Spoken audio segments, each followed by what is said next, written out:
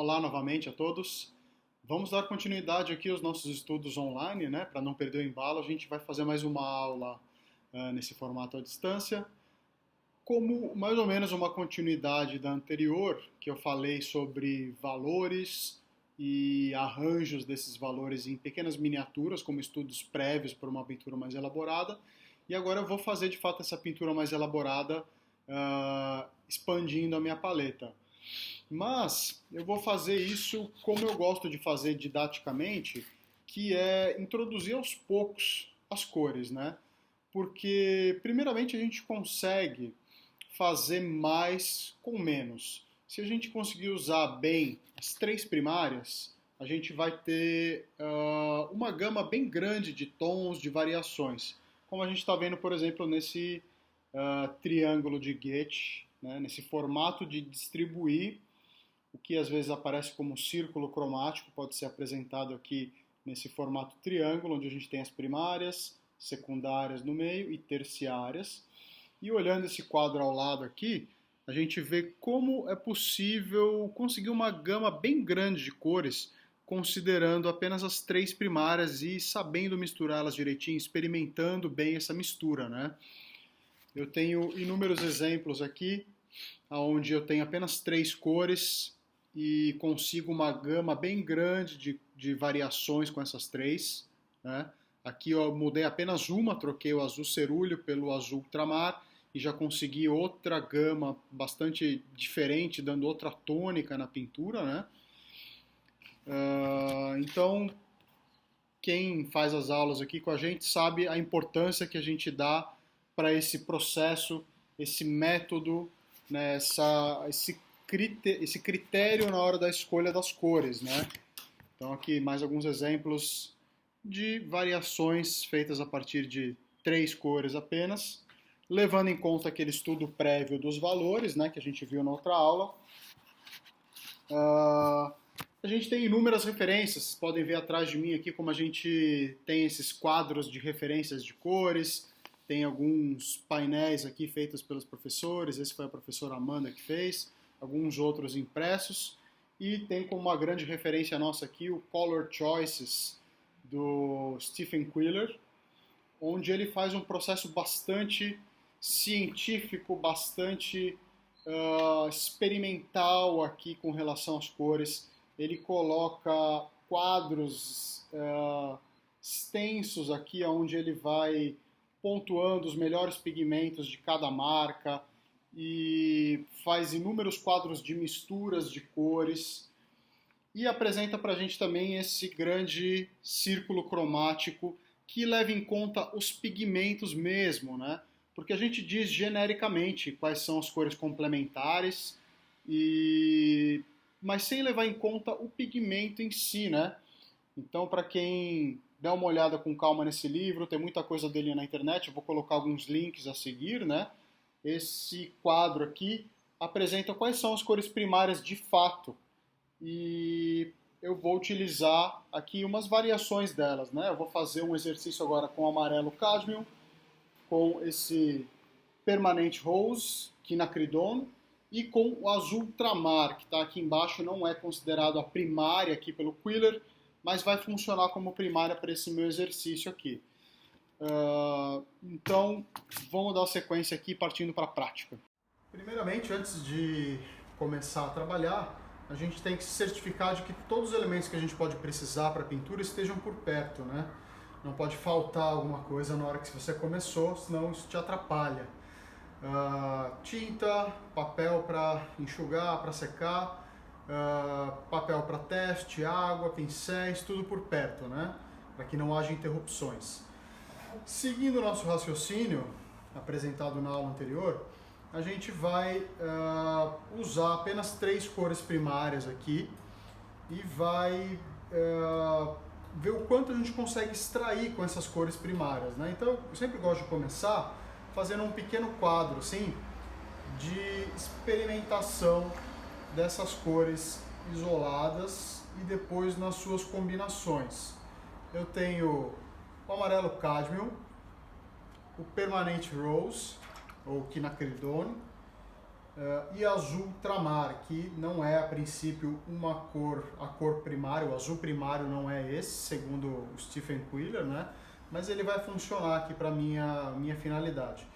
Então, olha só, aí eu vou experimentar pequenas variações e fusões com essas cores para começar a ter mais noção de tudo que eu posso extrair na minha paleta aqui, né? Então, primeiro eu faço uma comunicação geral entre as cores aqui, vou puxando elas de modo a criar essas interações e perceber suas variações. Por enquanto em secundárias. Aí quando há mistura de uma secundária com uma primária, você começa a entrar nas terciárias, né? Então para cá, ó, eu vou puxando os verdes, que já carregam um pouco do vermelho e do amarelo. Já estou sentindo que não são grandes verdes ali que vêm dessa fusão, mas eu posso começar a puxar para cá e sentir melhor os verdes que eu vou ter na minha paleta, olha só.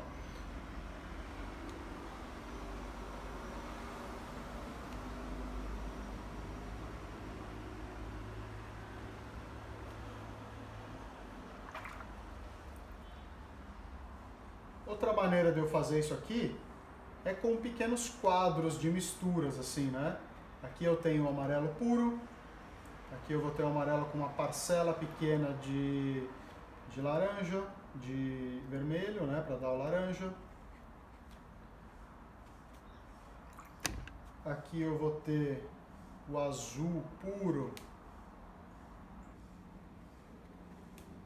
e uma pequena parcela do amarelo para sentir a possibilidade dos meus verdes.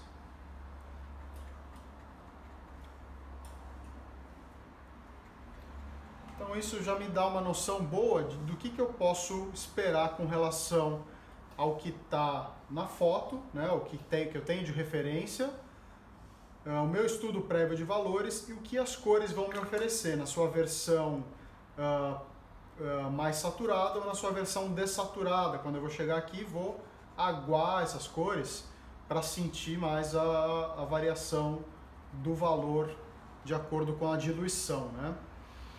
Muito bem, tendo aqui a noção dessas misturas, eu posso partir para a pintura de fato. Se vocês perceberem o meu godê aqui, ele está com as 3 primárias apenas que eu vou usar, distantes aqui em áreas específicas do meu godê, de modo que eu possa ir trazendo as misturas para o meio, né? Como eu vou começar pela área do céu, eu vou só limpar essa região aqui, né? Limpar a região do azul, que eu quero ele mais purinho no começo. Aí o meu sprayzinho vai me ajudar a umedecer a folha, a ter aquela umidade essencial para que a tinta flua, né?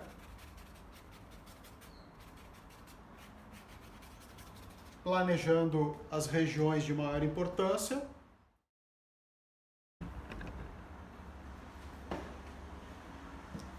E a minha guia volta a ser aqui o estudo que eu fiz no outro dia na monocromia, né? Então, olha só, essa distribuição de valores é o que eu vou tentar chegar aqui com relação às cores.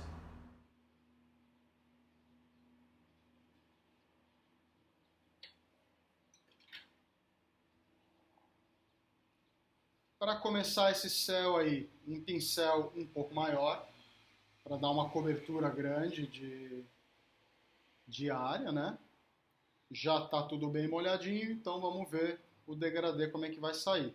Estou diluindo bastante aqui o azul ultramar e vou pincelar de modo a criar um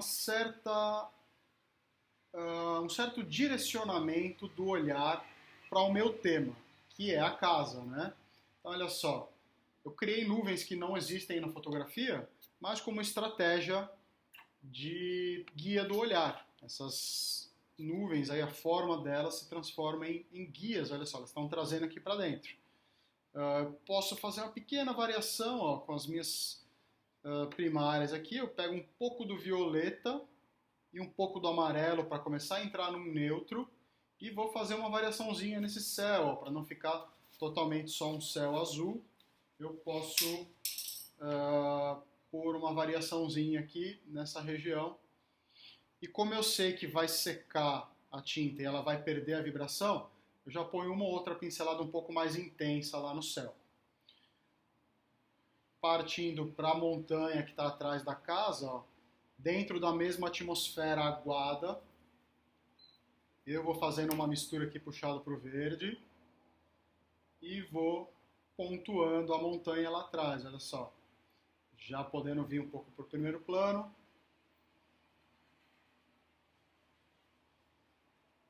E fazendo essas passagens aí, fusões de cores na profundidade.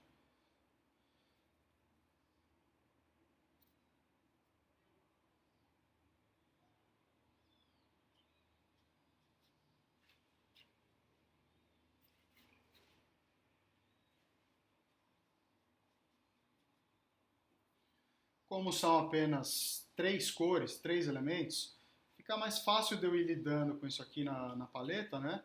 Então são cores que eu chamo de cores aparentadas, assim, né? Tudo que eu vou fazer de variações na pintura vem de uma mesma árvore básica aí, que são essas três primárias, né? Então a chance de acerto aumenta quando os elementos são reduzidos aqui, os elementos de cor, né? Vou dar mais umas marquinhas nessa montanha lá no fundo, puxando para o próprio azul do céu.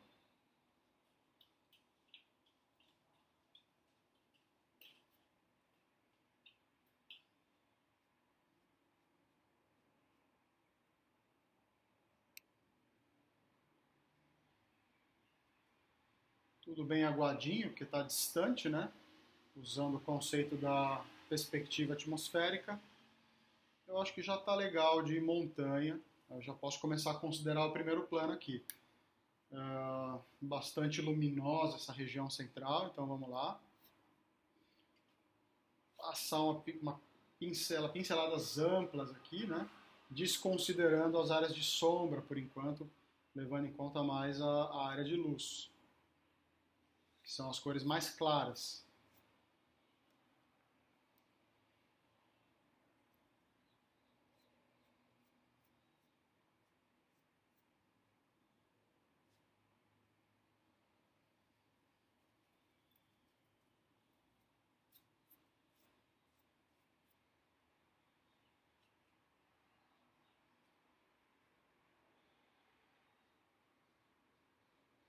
Posso até dar uma pontuadinha no telhado aqui, partindo desse alaranjado. Opa, entrou um vermelho muito saturado aqui, não é a hora ainda. Então eu vou pincelar seguidamente aqui para dar uma rebaixada nele. Fazer a sugestão da cor do telhado. E por enquanto também eu vou integrar o telhado e fachada vem numa passada só. Porque não é a hora de separar muitas coisas, é a hora de criar unidade na pintura, criar atmosfera, mantendo as cores conectadas, apenas resguardando o branco que já está previsto desde o meu estudo miniatura lá, né?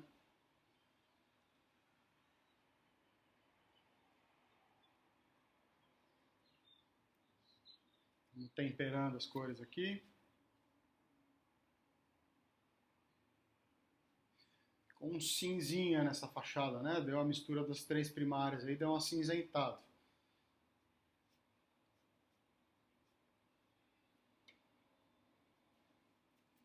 Primeira passadinha tentando pontuar um pouco de cor. Trocar o formato do pincel só para já tentar insinuar essas janelas aqui. Bem desfocadas ainda.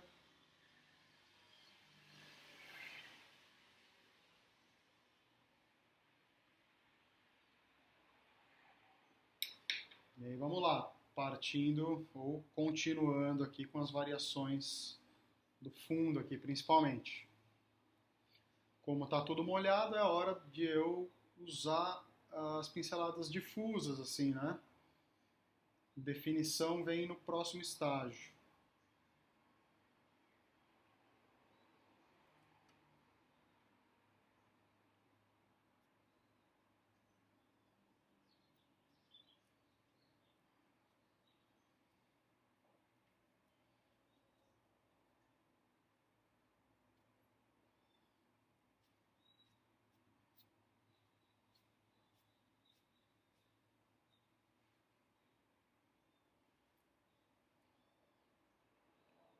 uma primeira insinuada desse escuro mais intenso que tem atrás da casa.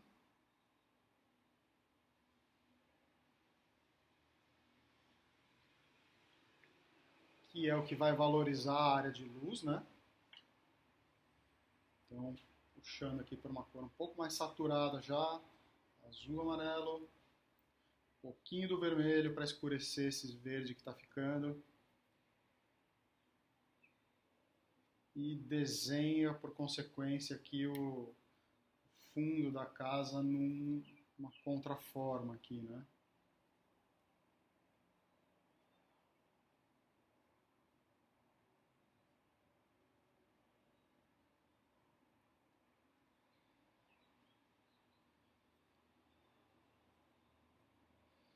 As coisas que estão no primeiro plano aqui, a árvore, os dormentes, essas coisas, tudo vai ser feito depois, conforme a pintura vai secando. Nesse estágio, às vezes, dá a impressão de ter perdido o desenho, da coisa estar muito disforme, desfocada, mas é a coisa do primeiro estágio mesmo, né? É um momento bom para trabalhar um pouquinho com interferências de texturas, assim, porque como está tudo molhado, difuso, a coisa não vai fixar tanto, né? Não vai se definir como uma forma específica, então a gente pode pôr essas variações. Acabou o meu azul, eu tenho, né, a reposição aqui, colocando um azulzinho ultramar a mais.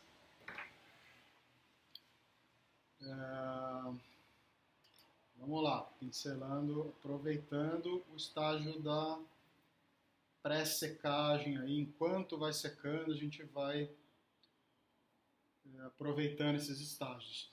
Fiz um laranja um pouco rebaixado com o azul e já posso tentar começar a criar a textura do telhado, ó.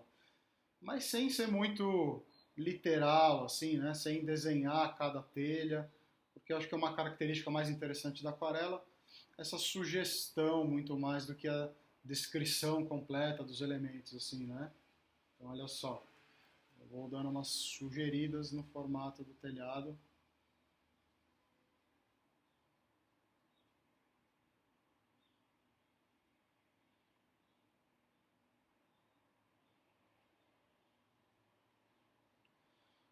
E aí a mesma cor, um pouquinho escurecida com azul, vai fazer a sombra projetada do telhado aqui para baixo, rebatendo um pouco a cor, as cores se dialogam, se comunicam, né? E aí com um pouco disso também eu já vou insinuar aqui melhor as janelas, ó. Vejam como vai avançando a secagem, a pintura vai mudando de aspecto, assim, né? Então, conhecer o processo, conhecer o timing da tinta aqui é muito importante porque a gente às vezes se precipita, acha que vai dar uma coisa na pintura, mas tem que esperar a secagem, né? Então, só mesmo repetindo o processo várias vezes que a gente vai adquirindo essa consciência aí, né? Já posso do lado de cá colocar as marquinhas da porta, ó, mais difuso porque está em plena luz, mas aquilo praticamente já vai ficar assim até o final. Sombrinha daquela faixa do telhado, uma marquinha ou outra aqui, até uma pequena perturbação com umas gotinhas assim, é interessante. E aí tem que ir sentindo o que já está secando e o que vai já receber melhor alguma informação mais definida. Tipo isso aqui, ó, que secou, eu posso colocar uma informaçãozinha lá. Aqui também.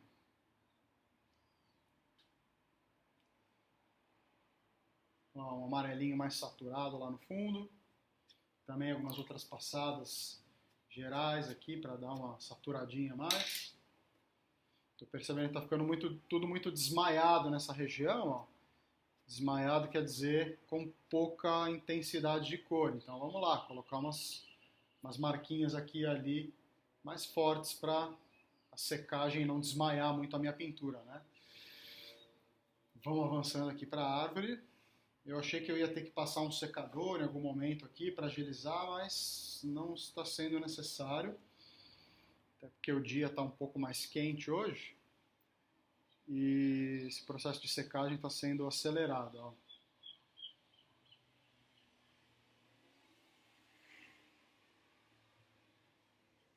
como eu peguei as tintas aqui, ó, desiguais, assim, né? Não fiz uma mistura homogênea, fiz uma mistura bem desigual, assim, no próprio pincel. Quando eu passo ele no papel, isso vai traduzindo uma pincelada de cores variadas, assim, né?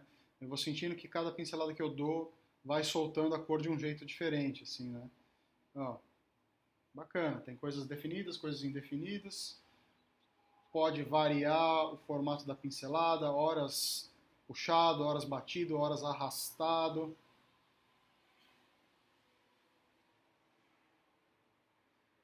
A título de informação, eu estou usando aqui um papel 100% algodão, de gramatura 300, né? Que é o ideal aqui para aquarela, porque ele retarda a secagem, ele retém água por bastante tempo, então eu posso continuar com esse estágio da umidade por bastante tempo. Então, é o papel mais recomendado aí para aquarela, o 300 gramas, né? O papel de algodão 300 gramas. Olha, acho que essa árvore aí já está legal. Vou esperar um pouco para ir pondo mais elementos aos poucos, sem deixar saturar, assim, por muita coisa de uma vez. E sempre transitando entre as minhas três primárias aqui.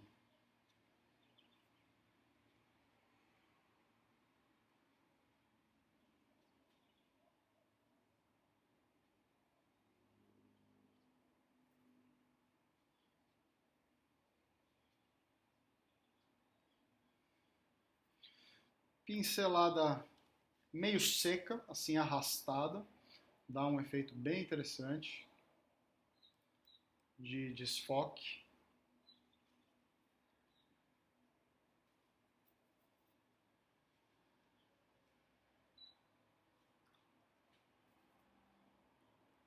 De rastro, textura. Quebrar um pouquinho a textura dessa região aqui, posso pôr um pouco mais de variação aqui. Inclusive escurecendo as bases aqui com azul. Em alguns momentos a gente já pode sentir a presença da cor mais saturada, das cores mais saturadas, né? Saturado quer dizer que elas estão mais puras, com as suas matizes mais puras. A gente começa a ver um vermelho em algum lugar, um amarelo mais purinho, mas usado isso com bastante parcimônia para não saturar demais a pintura, não ficar falsa, né? A gente não vê tanto dessas cores realmente puras na natureza, assim, né?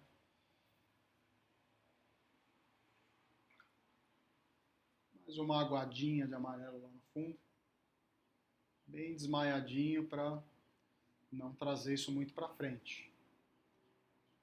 Umas casas, uma árvore atrás da casa, ó, feita na base do amarelinho. Essas informações de planos, ó, eu colocar essa árvore atrás da casa, entre a casa e a montanha, me ajuda a ter noção de profundidade, porque você indica planos, né, entre as coisas.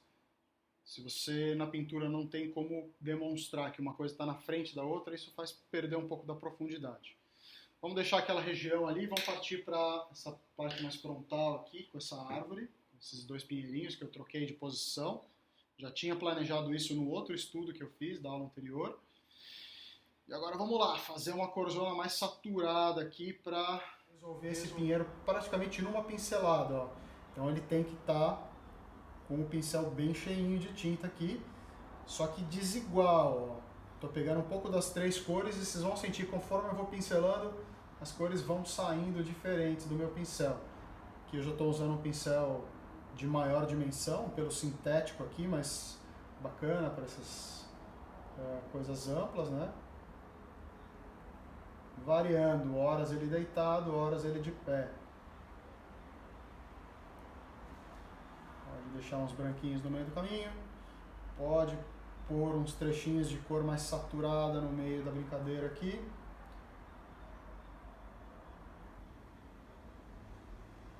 E buscando também com isso indicar um pouco da luz e sombra, da modelagem, pensando essa forma desse pinheiro como uma forma geométrica, um sólido geométrico que eu tenho que iluminar. Né? Então, o lado mais escuro está aqui. Ó, com o próprio pincel seco eu vou retirar um pouquinho da cor de um dos lados. Já vou insinuar também a sombra dele, que depois vai ser coberta de outro jeito aqui. O outro pinheirinho lá de trás também pode ir na mesma levada. Só que eu vou fazer ele um pouco menos demarcado, porque ele está mais distante, ó. Então um pouquinho mais dessaturada a minha cor. Já fica bacana. Nesse pinheiro eu posso fazer alguma brincadeira também, jogar umas gotinhas de água nele assim, ó, para criar umas manchinhas que vão se conformando conforme vai secando a tinta. Olha só como eu pego o violeta aqui, misturado com o verde que já tinha na jogada, e vou escurecer mais ainda esse lado de cá. Estou preocupado em modelar a forma no espaço. Vamos lá, avançando direto aqui, sem muito respiro. Aquarela é tiro curto, né? Você tem que concentrar, planejar, por isso as etapas iniciais de estudos, de planejamento, e executar. Esses dormentezinhos que estão na frente aqui, ó, eles são secundários, né? Eu não vou dar muita importância para eles. Eles têm um charme na imagem, mas eu não posso defini-los demais para não quebrar a hierarquia, a importância. Não, meu tema é a casa e a luz que está entrando ali. Podia até ter deixado mais para o final, porque eu ainda vou fazer a sombra nessa região aqui, né? Bom, eu acho que o que tem lá tá bacana. Analisa bem se dá para parar. Devido ao tempo da secagem, né? Aproveita coisas aí que ainda dá para fazer nesse estágio. E se der para parar, se precisar parar para secar um pouquinho, pode ser, mas no momento certo.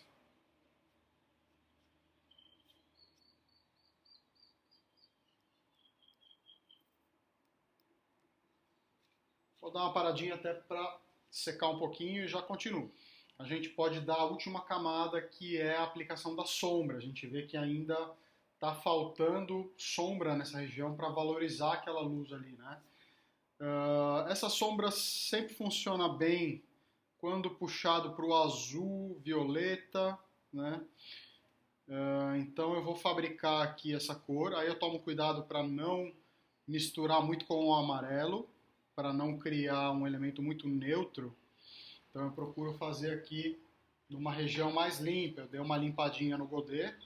Tá faltando um pouco da tinta aqui, o azul tá acabando rápido, eu vou já fabricar um pouco mais dele. E inserir um pouco mais do azul para fabricar mais violeta aqui. E vou usar essa cor para dar uma cobertura geral aqui. Se esse violeta puxar para o azul, vai dar uma esfriada na paleta, na composição das cores. Se ele puxar para o violeta, ele vai manter um pouco mais quente. Como eu quero uma atmosfera um pouco mais quente, eu vou fazer um pouco mais para o vermelho, aliás, né? Então vamos lá. Eu vou passando por cima e a gente vai sentindo que conforme seca, ele vai revelar mais a cor de baixo, né? Então ele é feito mais transparente mesmo, essa cor aqui por cima de tudo é mais transparente, porque ela é a própria sombra que a gente percebe na natureza como a sombra que passa por cima da cor das coisas, né? Então eu tenho a sombra interferindo nas cores, mas sem ser uma coisa material, né? As sombras não são um objeto em si. Elas interferem nas cores, mas elas não têm materialidade. Então, por isso o uso dela mais aguada aqui como uma transparência para fazer a mistura das cores que estão por baixo como transparência.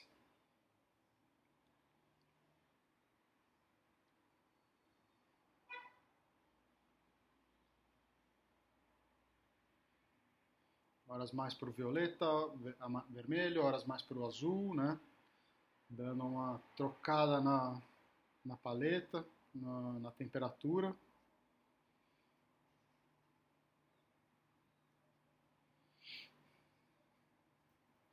Na própria fachada da casa, ó, eu acho que ela pode ser um pouquinho mais escurecida.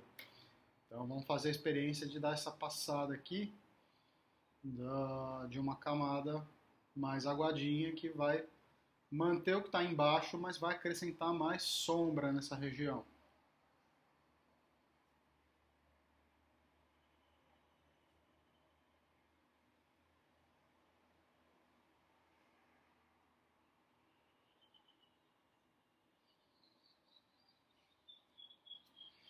Vai secando, a gente vai vendo que a cor de baixo volta à tona. Então não vai ser tão escuro quanto parece aqui.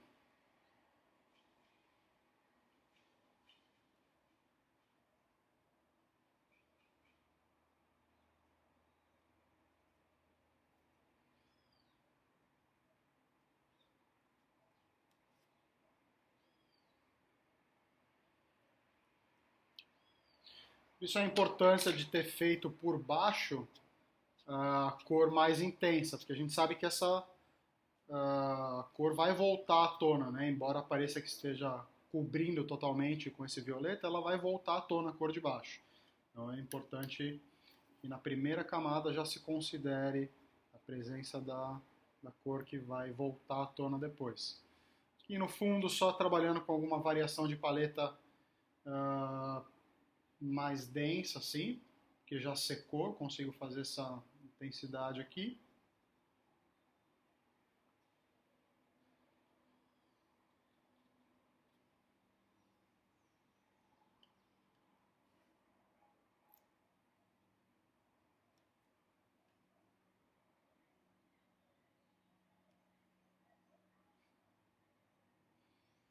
E reforçando a região de maior contraste no desenho, na pintura, que é essa da proximidade da casa ali, né?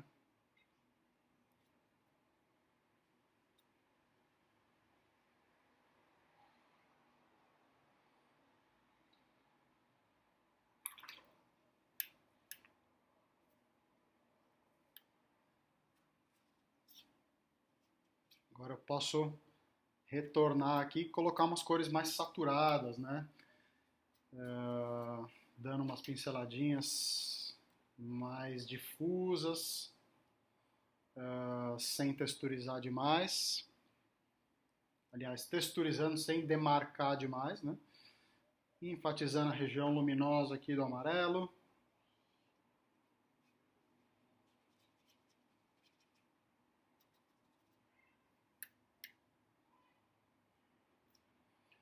Puxando o amarelo para uns laranjas para dar bastante temperatura, intensidade.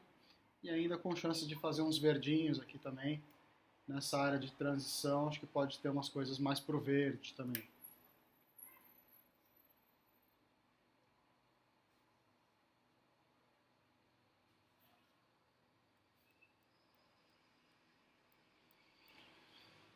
Olha, então assim eu acho que a gente conclui.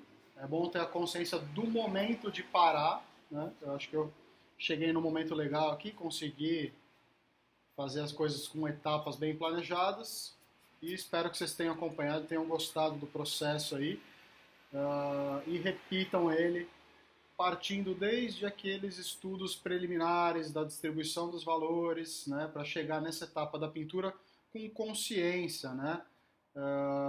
Quanto menos experimentação a esmo, assim, né? Claro que a margem de experimentação é importante, mas a experimentação aleatória, será que vai dar e tal, e não planejar muito, a chance do êxito na pintura diminui. Uh, não estou dizendo que não tem que ousar, assim, mas com propósito, né? A tentativa de tiros a esmo, assim, no escuro, a chance de êxito vai diminuindo, né? Então, eu reforço a importância aí desse processo mais consciente, aí, mais planejado. Beleza? Bom, pessoal, para essa aula é isso aí. O foco era como conseguir mais com apenas 3 cores, no caso as 3 primárias, e como fazer um processo bastante racional de pesquisa a partir de estudos em miniatura e um processo racional e coerente na aquarela. É isso aí, espero que gostem e pratiquem